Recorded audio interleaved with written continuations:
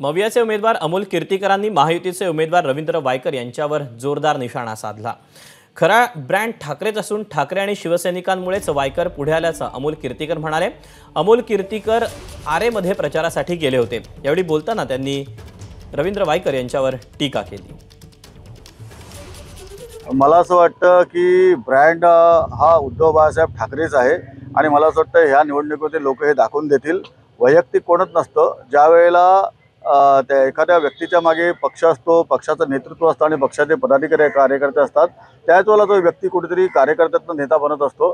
त्यामुळे नेते जरी आम्हाला सोडून गेलेले असले, आमदार खासदार जरी आम्हाला सोडून गेले असले तरी त्यांना घडवणारे, त्यांना बनवणारे जे आहेत ना, ते शिवसेना उद्धव बाळासाहेब ठाकरेंच्या सोबत आहेत, बाळासाहेबांच्या विचारासोबत आहेत।